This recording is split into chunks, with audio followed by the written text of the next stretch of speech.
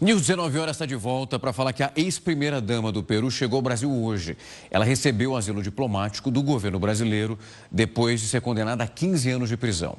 Nadine Heredia desembarcou em Brasília. Isso aconteceu logo no comecinho do dia. Depois de uma viagem de avião, inclusive uma aeronave que é da Força Aérea Brasileira. Ela é esposa do ex-líder peruano Ollanta Humala. Os dois foram condenados na terça-feira por lavagem de dinheiro. E segundo as investigações, eles receberam contribuições ilegais da construtora brasileira Odebrecht e do governo da Venezuela durante as campanhas presidenciais de 2006 e também 2011. O casal negou as acusações durante todo esse processo. Nós conversamos com o Marco Aurélio de Carvalho, que é advogado especialista em direito público e que atua na defesa da Nadine.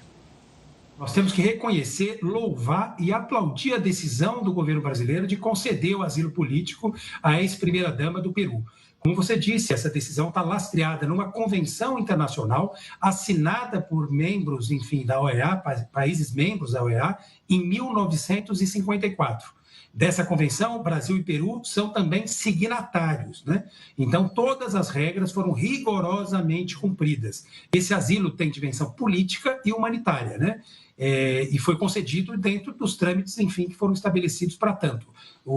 A presidência do Brasil entrou em contato com a presidência do Peru e a presidenta do Peru, Dina Boluarte, resolveu conceder o salvo-conduto, que é, na verdade, uma condição sine qua non para que se possa, logo após, ser concedido o asilo político, né? Ela não teria a oportunidade de sair do país se o governo peruano não desse o salvo-conduto. E deu, exatamente porque reconhece a validade dessas convenções, da qual, como eu disse, o próprio Peru é também signatário, né?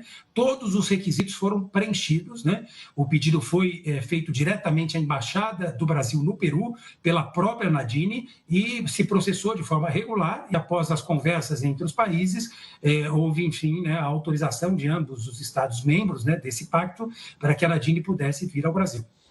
O advogado também falou sobre uma justificativa da defesa para pedir o asilo ao governo brasileiro. Ele alegou uma questão humanitária. A primeira dimensão dessa urgência se dá na questão da saúde, né? A ex-primeira-dama do Peru vai se recuperar no Brasil de uma doença que a acomete há algum tempo, né? Ela teve um câncer, está se tratando, né? E, evidentemente, como a justiça peruana não concedeu o direito dela buscar essa cura fora, né, do Peru, ela se socorreu do Brasil, né? Que tem uma medicina reconhecida, enfim, no mundo, né? De um modo geral, uma medicina muito especializada. Mas, independentemente disso, até porque ela fez esse pedido já há algum tempo e, de qualquer forma, ela está em tratamento, né? Tem a questão da urgência por conta de uma flagrante ameaça ao direito dela, que está sendo, digamos, de alguma forma vulgarizado pela justiça peruana, né? Se o Estado, né, membro, no caso o Peru, não tivesse reconhecido essa situação, não teria concedido o salvo-conduto, né? Nós temos uma operação Lava Jato no Peru, que tem, na verdade, digamos, talvez uma influência indiscutível, que é a Operação Lava Jato no Brasil, né? Os excessos, as irregularidades, as ilicitudes são muitas, né? A gente poderia passar aqui a noite inteira conversando a respeito, né? Então, todo mundo conhece quais são esses desmandos. Para você ter uma ideia, e todo mundo que está nos acompanhando, a decisão de prisão do ex-presidente Humala e da ex-primeira-dama Nadine, ela foi lastreada apenas e tão somente numa prova frágil de uma delação. A fala, na verdade, de um delator que, inclusive, está sendo questionada no próprio Peru, né? E como a prisão era iminente, já tinha uma ordem de prisão, a urgência se justifica. O advogado Marco Aurélio de Carvalho afirmou que a ex-primeira-dama sofre uma perseguição política. Não há a menor dúvida. Veja, o Peru tem uma situação realmente muito peculiar. Nós tivemos 4 ex-presidentes com problemas na justiça, um deles o próprio presidente Humala, né? Os 3 outros, entretanto, Alan Garcia, que inclusive se matou, né, no cárcere, antes de ser levado ao cárcere, foi acusado de corrupção. O Alejandro Toledo, da mesma forma, e o PPK, vulgarmente conhecido como PPK, que é o Pedro Paulo Kuczynski, também está respondendo à corrupção. No caso do presidente Humala, as denúncias são de irregularidades que são ilícitos administrativos na dimensão eleitoral, que nem tem capitulação na legislação penal peruana. Criou-se uma justificativa para prendê-lo, como aconteceu no Brasil em alguns casos, né? Atribuindo a ele também o crime de lavagem de dinheiro, né? Mas veja, as provas são muito frágeis e se você tiver a oportunidade de ler a sentença, você vai perceber que a convicção dos juízes, inclusive, é bastante superficial, né? Eles próprios dizem que tem convicção, né? Não é exatamente uma convicção lastreada numa prova materialmente apurável, né? E comprovável, né? Então, realmente, a situação ali é bastante delicada e, infelizmente, o Peru vive uma situação parecida com a que nós vivemos aqui no Brasil, no bojo aí da Operação Lava Jato. A defesa de Nadine Heredia afirmou que vai usar o Brasil como um território neutro para comprovar a inocência dela.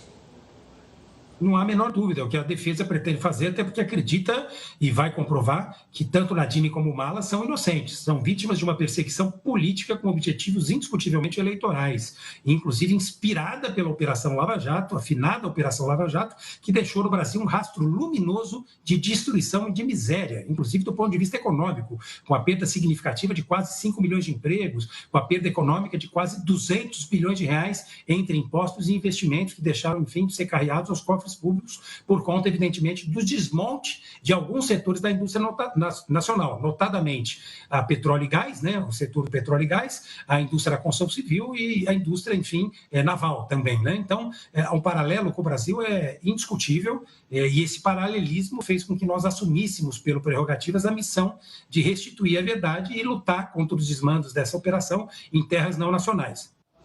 A defesa da ex-primeira-dama acredita que a saída dela do Peru não deve interferir nas análises que serão feitas pelo judiciário peruano.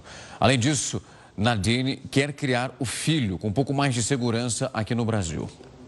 Eu não acredito, até porque tem uma dimensão humanitária, né? Ela está criando um filho de 14 anos, 15 anos, fortemente traumatizado por conta dos episódios da Lava Jato peruana, está tentando recuperar a infância desse filho e segue acreditando na justiça peruana e vai manejar todos os recursos possíveis para provar a sua inocência. É claro que pode ter alguma influência, mas o trabalho dos advogados é tentar minimizar os prejuízos, enfim, dessa influência. Ela pediu asilo político lastreada num direito que ela tem, evidentemente, que foi reconhecido pelo Brasil e pelo próprio Peru.